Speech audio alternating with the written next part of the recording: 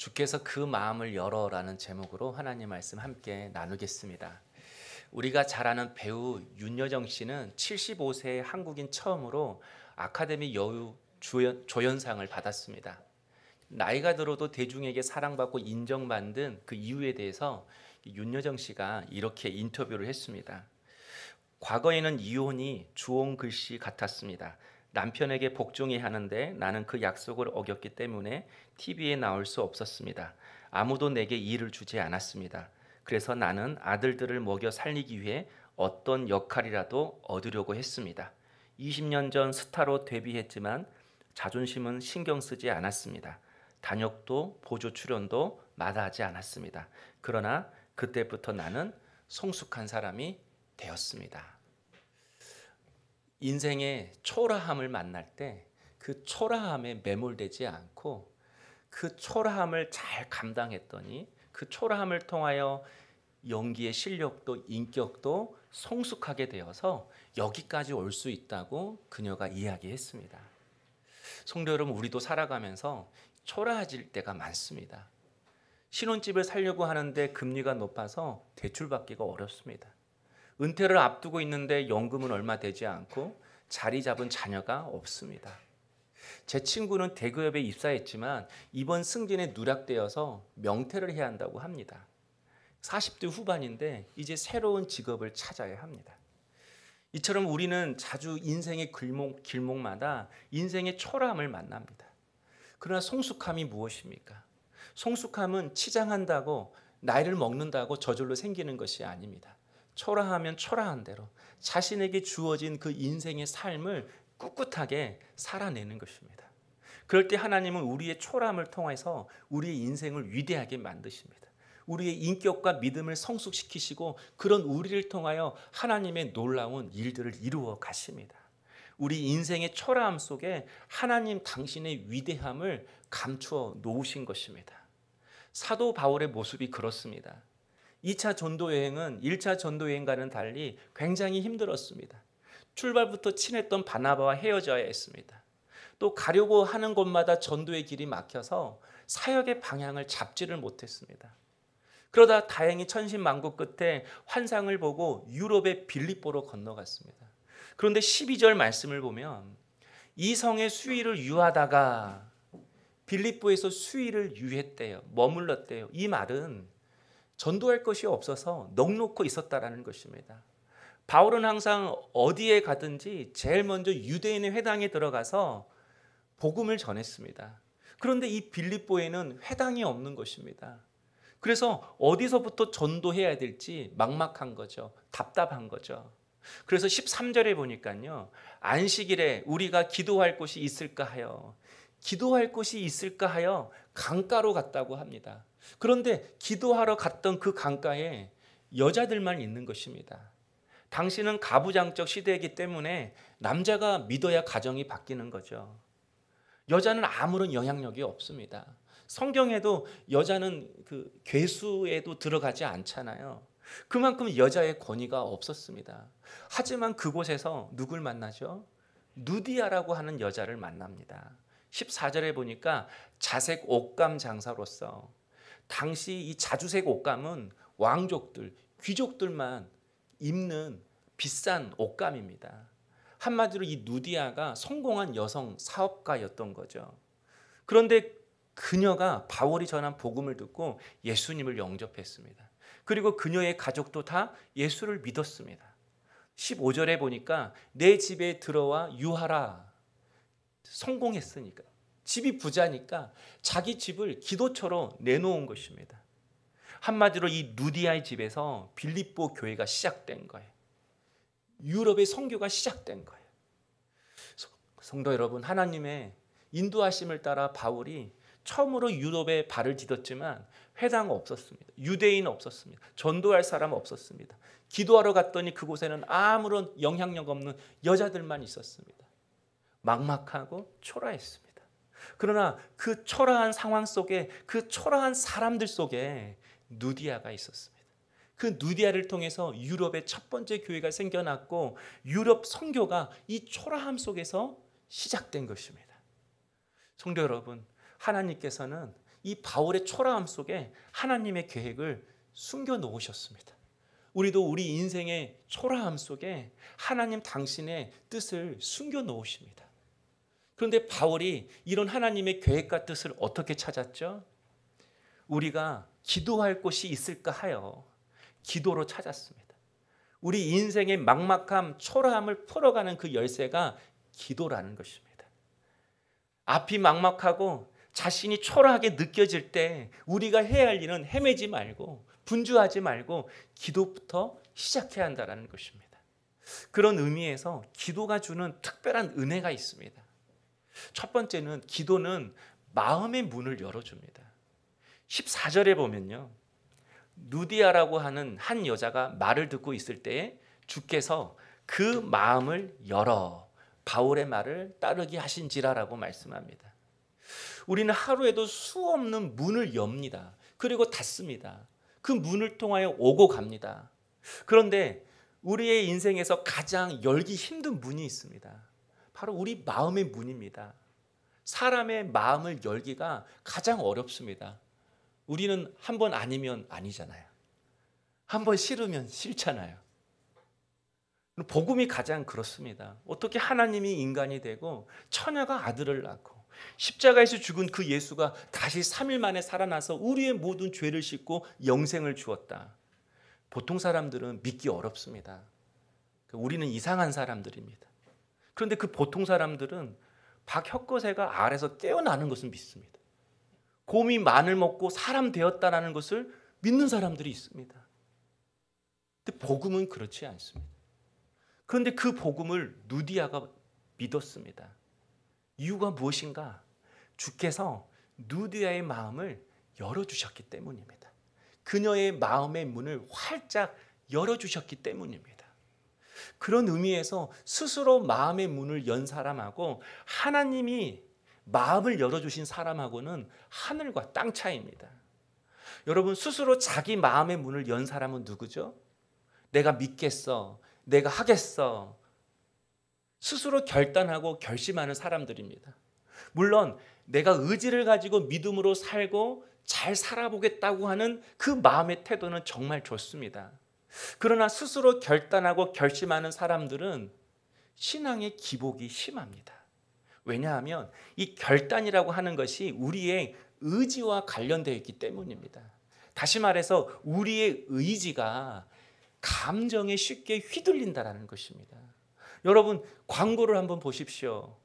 광고들이 우리의 이성과 의지에 호소하지 않습니다. 만약 그렇다면 전문가들이 TV에 나와서 다 브리핑해야죠. 사실을 알려줘야죠. 그런데 다 감정에 호소합니다. 인기 있는 배우들이 나옵니다. 아, 이거 먹으면 건강하겠다. 이거 먹으면 즐겁겠다. 이거 먹으면 인정받겠다. 사람들한테 멋있게 보이겠다. 감정이 오케이 하면 그때부터 이성이 왜 사야 하는 그 이유를 100가지도 만들어냅니다. 그리고 의지가 그 감정에 순종을 하는 것이죠. 버튼을 누리는 거죠. 그래서 사람들이 나 이성적이야 라고 말해도 사실 다 기분파입니다. 다 감정파입니다. 화 안 낸 사람이 한 번 내면 무섭더라고요. 완전 기분적으로. 그래서 땅이 흔들리면 모든 건물이 흔들리듯이 우리는 감정이 흔들리면 우리의 의지도 요동을 칩니다. 좋았다가 슬퍼했다가, 웃다가 짜증냈다가, 농담하다가 화냈다가. 우리 아이들이 부모의 화를 그라데이션 화라고 이야기를 합니다. 그라데이션 화 뭔지 아세요? 연한 색에서 진한 색으로 이렇게 색이 바뀌어지는 것을 그라데이션 하는데, 너 엄마 말 들으라고 그랬지! 이렇게 점점 커지는 거. 아, 죄송합니다. 아무것도 아닌 일에 쓰러지고 웃고 넘길 수 있는 말에도 시험이 듭니다. 자기 마음을 감당하지 못하는 거죠. 자기 마음을 컨트롤하지 못하는 거죠. 그래서 고린도후서 4장 4절 말씀을 보면요, 그 중에 이 세상의 신이 믿지 아니하는 자들의 마음을 혼미하게 하여 그리스도의 영광의 복음의 광채가 비치지 못하게 함이니라고 말씀합니다. 여기서 혼미하게라는 이 단어의 뜻이 앞을 못 본다라는 이 뜻에서 유래했습니다. 여러분, 앞을 못 보면 어떻게 되죠? 느낌 따라 걷습니다. 감각 따라 걷습니다. 그래서 앞을 못 보면 항상 흔들릴 수밖에 없습니다. 이렇게 우리를 흔들리게 하는 것이 마귀의 일이라는 것입니다. 그래서 마귀는 흔들리게 하는 영입니다. 그런데 마귀가 어떻게 우리를 흔들리게 하는가? 복음의 광채가 비치지 못하게 함이니, 말씀이 들어오면 믿음의 눈이 띄어져서 우리가 그 말씀 따라 똑바로 걸으니까, 우리가 느낌 따라 걷고 감정 따라 걷도록 말씀이 내 마음에 들어오지 못하도록 내 마음의 문을 닫는다라는 것입니다. 그래서 내가 아무리 마음의 문을 열고 결단하고 결심한다 해도 마귀가 그 마음의 문을 닫아버리면 쉽게 흔들릴 수밖에 없다라는 것입니다. 그러나 하나님께서 열어주시는 마음은 다릅니다. 요한계시록 3장에 주께서 열면 누가 없다고요? 닫을 자가 없다. 여러분, 주님이 열면 닫을 자가 없습니다. 주님이 마음의 문을 열면 그 누구도 그 마음은 못 닫습니다. 오늘 말씀에 주께서 그 마음을 열어 라고 할 때 이 열다라는 이 단어의 뜻이 얽힌 실타래를 풀다라는 뜻입니다. 그러니까 누디아의 마음속에 무슨 얽힌 사연이 있었던 것입니다. 누디아가 복음을 듣고 바로 그 바울을 자기 집으로 데려간 것을 보면 자기 집에 남들에게 말하지 못하는 어떤 얽힌 어떤 그런 문제가 누디아의 집에 있었던 것입니다. 그런데 바울이 전한 말씀을 듣고 누디아의 마음속에 얽힌 것이 풀어진 것입니다. 누디아의 집에 얽힌 그 집의 문제가 풀어진 것입니다. 여러분, 신앙은 마음속에 얽힌 것이 풀어지는 것입니다. 내가 누구인지, 내 인생에 풀리지 않는 이 일이 나에게 찾아온 이유가 무엇인지, 하나님의 복음, 그분의 말씀 속에서 내 인생이 비추어지고 해석되어지는 그 순간 내 마음속에 응어리가 풀어지는 것입니다. 저는 오늘 여러분이 이 시간 주께로 답을 얻고 여러분의 마음속에 얽힌 실타래가 풀어질 수 있기를 소망합니다. 그래서 느낌 따라 감정 따라 걷는 것이 아니라 그 말씀 속에서 왜 내게 이런 환경과 삶을 허락했는지, 주님이 주신 소명과 사명을 깨닫고 흔들림 없이 주의 길을 걸어갈 수 있는 우리 성도님 될 수 있기를 주의 이름으로 축복합니다. 두 번째로, 기도는 복음 증거의 길을 열어줍니다. 16절을 보면 우리가 기도하는 곳에 가다가 점치는 귀신 들린 요종 하나를 만나니라고 말씀합니다. 바울이 이제 누디아의 집을 기도의 거처로 삼고 전도 사역을 시작했습니다. 그래서 그 집을 거점으로 전도 사역지까지 오고 가고 했습니다. 아마 처음 복음을 전했던 그 강가로 자주 바울은 갔을 것입니다. 그런데 복음을 전하러 가는 그 길에 귀신 들려서 점치는 한 요종을 자주 마주치게 되었습니다. 그런데 10절에 보면요, 이 여자가 바울을 따라다니면서 이 사람들은 지극히 높은 하나님의 종으로서 구원의 길을 너에게 전하는 자라라고 이야기를 합니다. 겉으로 보면 옳은 말입니다. 점쟁이가 하나님 살아계시고 이 사람은 하나님의 사람이야, 전도에 도움이 되겠죠. 가끔씩 교회에 점쟁이가 당신은 예수 믿어야 산다고 그래서 교회 온 사람들이 있습니다. 저 청년 때도 있었습니다. 그런데 오늘 말씀에 보면요, 이 하나님의 종이라고 할 때 이 하나님은 우리가 믿는 그 하나님을 말하는 것이 아니라 제우스를 뜻하는 그런 단어를 썼습니다. 그러니까 하나님은 여러 신들 중에 한 신이라는 거예요. 이 사람들이 또 다른 신을 전하고 있어, 이런 뜻인 거죠. 한마디로 겉으로는 좋은 것 같지만 사실 방해한 것입니다. 그런데 18절을 보면 이렇게 나와요. 이같이 여러 날을 하는지라. 이 무슨 뜻이죠?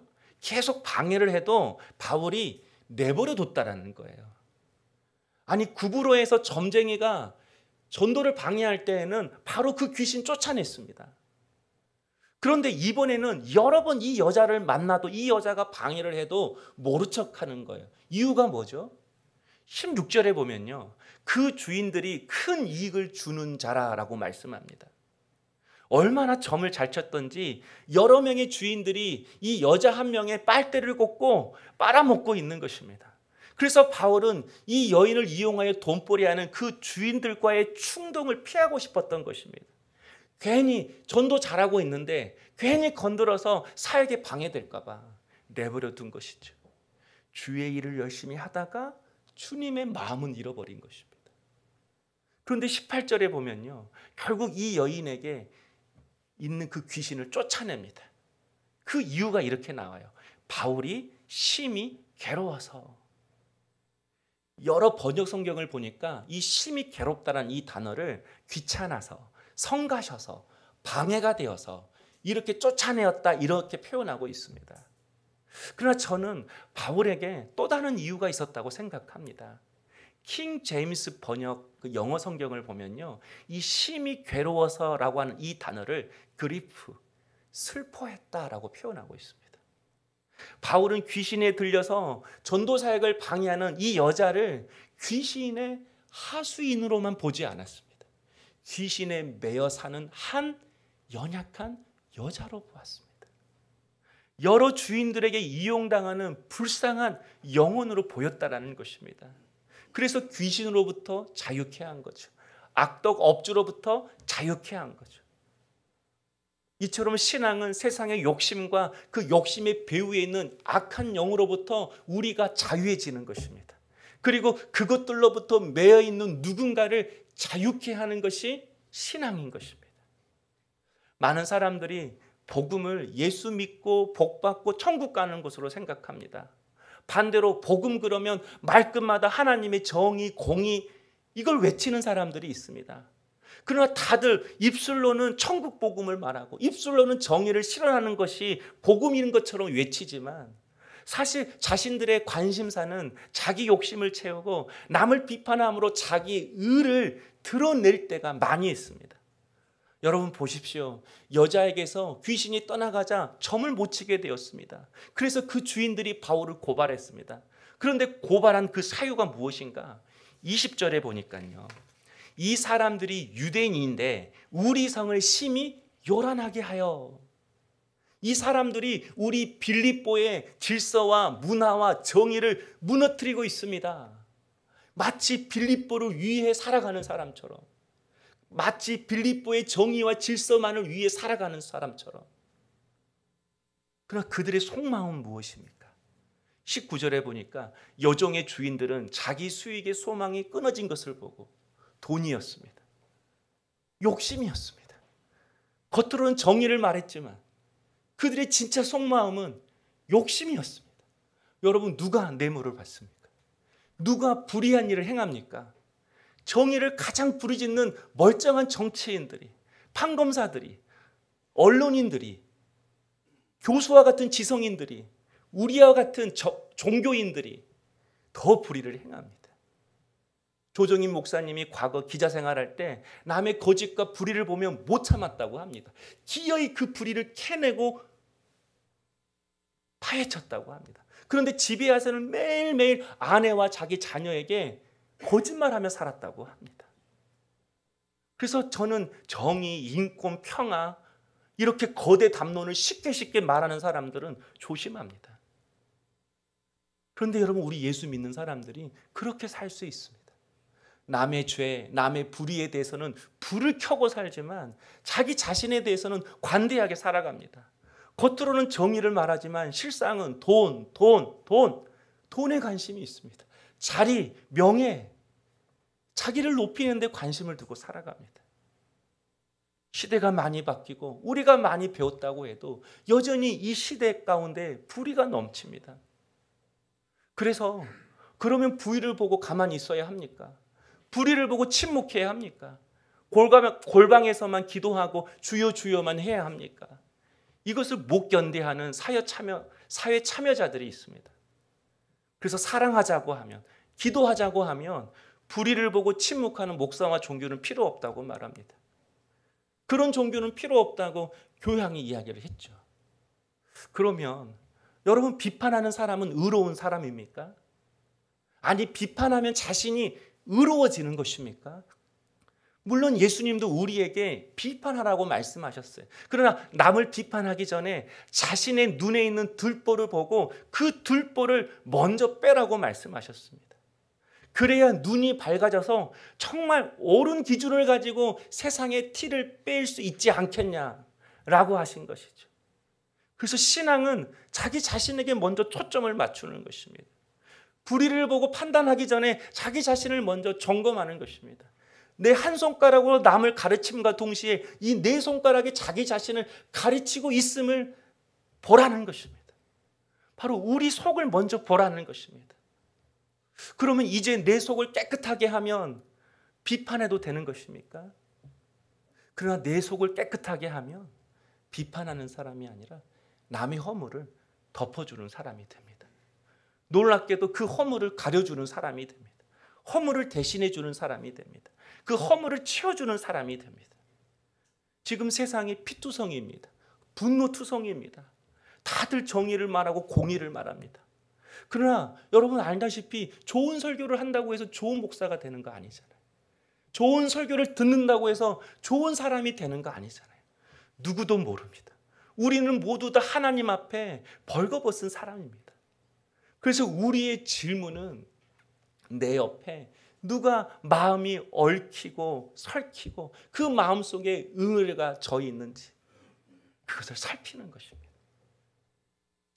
지금 저희 아파트 경비원 아저씨들을 6명에서 4명으로 갑자기 줄이겠다고 공고가 났습니다. 6개월 전에 이미 한 번 공고를 했지만 80%가 반대해서 없었던 일이 되었습니다. 그런데 동대표가 바뀌고 또 소장이 바뀌니까 또 2명을 줄이겠다고 합니다. 근데 이번에는요, 이 다른 아파트에 비해서 우리가 2명이 더 많고 그리고 이 2명을 줄이면 얼마나 많은 이익이 생기는지 A4 용지 2장으로 기록해서 엘리베이터마다 붙여놨습니다. 그래서 제가 그걸 보고 글을 써서 엘리베이터에다 붙였습니다. 경비원 아저씨들은 연약한 우리들의 아버지들입니다. 우리에게 당장 손해가 있다고 해서 이제까지 열심히 일해온 그분들을 갑자기 자르는 것은 너무나 가혹한 일입니다. 우리가 조금씩 사랑하고 희생하십시다. 우리 자녀들에게 돈보다 사람이 먼저라는 것을 보여주는 따뜻한 우리 우민 주민이 되십시다. 저는 어르신들을 자르려고 하는 그 사람들 중에 예수 믿는다고 하는 사람이 있을까 봐 두렵습니다. 성도 여러분, 그리스도인은 판단하는 사람이 아닙니다. 옆에 있는 약한 자의 마음의 실타래를 풀어주는 사람입니다. 왜 하나님의 소망인지 마음에 응어리진 사람에게 말씀으로 그 응어리를 풀어주는 사람인 것입니다. 그래서 여러분 24절을 보면 바울이 귀신을 쫓아냈다는 이유로 옷이 벗겨지고 수치를 당했죠. 채찍에 맞고 중죄인만 들어가는 지하 감옥에 들어갔습니다. 발에는 착고까지 채워졌습니다. 알다시피 바울과 실라는 로마 시민권이 있었습니다. 그래서 자신의 신분을 밝히면 언제든지 풀려날 수 있고 자기의 억울함을 해소할 수 있었습니다. 그런데 바울과 실라는 자기 억울함을 푸는 것이 인생의 목적이 아니었습니다. 나를 왜 억울하게 했어? 나를 왜 이렇게 초라하게 했어? 로마 시민권이라는 몽둥이 들고 서지 않았습니다. 분하고 억울해도 그냥 갇혔습니다. 그리고 25절에 찬송하고 기도했다고 말씀합니다. 여기서 기도했다라는 것은 부르짖었다라는 뜻이 아니라 신에게 말하다, 이야기하다 그런 의미입니다. 그런 감옥 속에서도 차분했다라는 거예요. 흥분하지 않았다라는 거예요. 그런데 여러분, 바울과 실라가 기도하고 찬송할 때 그 소리를 듣고 있는 그 감옥의 죄수들이 조용해! 라고 소리친 것이 아니라 그 기도와 찬송을 죄수들이 듣더라라고 말씀합니다. 여기서 듣더라라는 이 단어가 그냥 듣다라는 뜻이 아니라 열린 마음으로 들었다. 마음이 열렸다. 그런 의미인 거예요. 그들의 기도와 찬송을 통해서 그들의 마음이 풀렸대요. 억울하고 분한 상황 속에서 흔들리지 않고 자신이 믿는 그 하나님께 내 속사정을 차분히 아뢰고 그분 앞에 찬양으로 올려드리는 그들의 모습을 보고 죄수들의 마음이 열렸대요.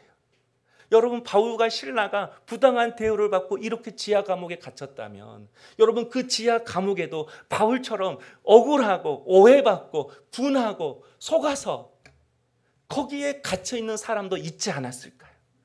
나도 억울한데 어떻게 저럴 수 있지? 나는 지금 초라한데 어떻게 저들은 소망을 품고 살아가지?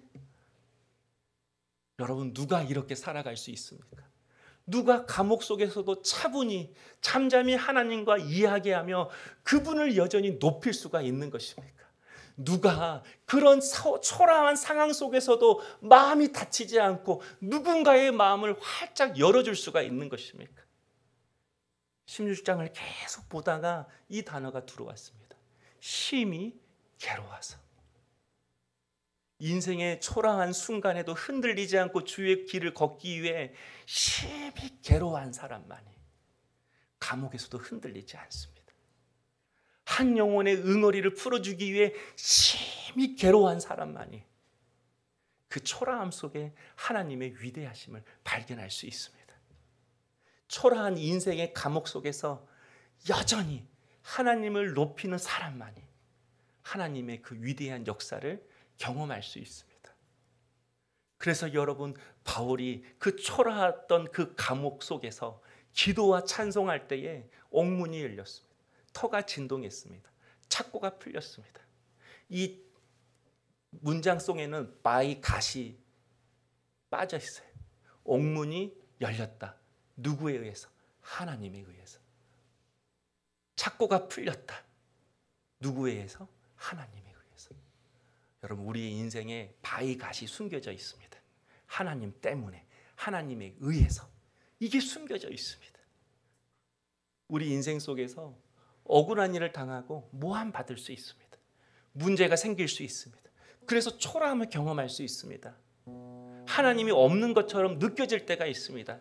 그러나 억울해도 좀 억울한 일을 겪으십시다. 분해도 좀 분한 일을 당하십시다. 오해를 받아도 좀 오해받으십시다. 그리고 그 초라한 상황 속에서 하나님이 숨겨놓으신 그분의 위대함이 무엇인지를 우리 잠잠히 그분과 이야기하면서 그분 앞에 나가십시다. 27절에 보면요, 옥문이 열린 것을 보고 다 죄수들이 도망갈 줄로 알고 간수장이 자결하려고 했습니다. 그런데 그때 바울이 말합니다. 바울이 크게 소리질러 이르되 내 몸을 상하지 말라. 우리가 다 여기 있노라. 내가 여기 있다. 내가 지금 너를 떠나지 않고 그대로 여기 있다. 라고 바울이 말한 것입니다. 지금 여러분이 있어야 할 곳은 어디입니까? 여러분 주위에 누가 마음이 얽히고 응어리져 있습니까? 그것이 여러분이 있어야 할 곳입니다. 단지 상황만 보고 환경만 보고 자결하려고 하는 그 사람처럼 내 삶에 눈에 보여진 그 환경만 보고 낙심하고 절망해서 세상으로 흔들흔들 살아가는 그 사람 곁에 우리가 서 있어야 하는 것입니다. 그럴 때 그의 삶도 내 삶도 지진이 나고 옥문이 열리고 내 삶에 매인 것도 풀어지는 것입니다. 내 인생의 초라함을 통해 하나님의 위대하심을 경험하게 되는 것입니다. 그러므로 이 시간 우리의 마음을 활짝 열어달라고 기도하십시다. 우리 모두 감정 따라 흔들리며 살지 않고 말씀을 들려주시고 주님의 마음을 들려주셔서 그 주님만 소망 삼고 살게 해달라고 간구하십시다. 그리고 내게 주어진 그 사명, 주님 손 붙잡고 우리 모두 똑바로 흔들리지 말고 걸어가십시다. 우리 기도하겠습니다.